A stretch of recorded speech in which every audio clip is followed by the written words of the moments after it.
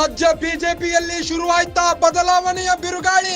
ಕರ್ನಾಟಕ ಬಿಜೆಪಿಯಲ್ಲಿ ಶೀಘ್ರವೇ ಶುರು ಬದಲಾವಣೆ ಪರ್ವ. ವಿಪಕ್ಷ ನಾಯಕ ಆರ್ ಅಶೋಕ್ ಸ್ಥಾನಕ್ಕೆ ಕಾದಿದೆಯಂತೆ ಗೊತ್ತು. ವಿಧಾನಸಭಾ ಪ್ರತಿಪಕ್ಷ ನಾಯಕನಾಗಿರೋ ಆರ್ ಅಶೋಕ್, ಸಿಟಿ ರವಿ ಎಂಟ್ರಿಯಿಂದ ಬಯಲಾಯ್ತಾ ಬಿಜೆಪಿಯ ಲೆಕ್ಕಾಚಾರ.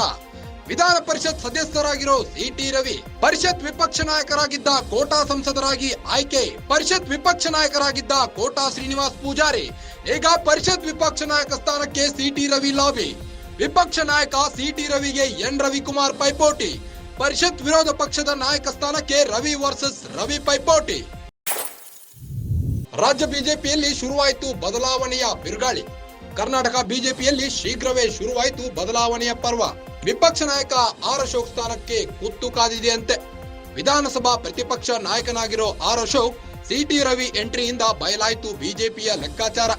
ವಿಧಾನ ಪರಿಷತ್ ಸದಸ್ಯರಾಗಿರೋ ಸಿಟಿ ರವಿ ವಿಧಾನ ಪರಿಷತ್ ಸದಸ್ಯರಾಗಿದ್ದರು. ಕೋಟಾ ಶ್ರೀನಿವಾಸ್ ಪೂಜಾರಿ ಪರಿಷತ್ ವಿಪಕ್ಷ ನಾಯಕರಾಗಿ ಆಯ್ಕೆಯಾಗಿದ್ದಾರೆ. ಪರಿಷತ್ ವಿಪಕ್ಷ ನಾಯಕನಾಗಿದ್ದ ಕೋಟಾ ಶ್ರೀನಿವಾಸ್ ಪೂಜಾರಿ ಈಗ ಪರಿಷತ್ ವಿಪಕ್ಷ ನಾಯಕ ಸ್ಥಾನಕ್ಕೆ ಸಿಟಿ ರವಿ ಲಾಬಿ ಮಾಡಿದ್ದಾರೆ. ಪರಿಷತ್ ವಿರೋಧ ಪಕ್ಷದ ನಾಯಕ ಸ್ಥಾನಕ್ಕೆ ರವಿ ವರ್ಸಸ್ ರವಿ ಪೈಪೋಟಿ.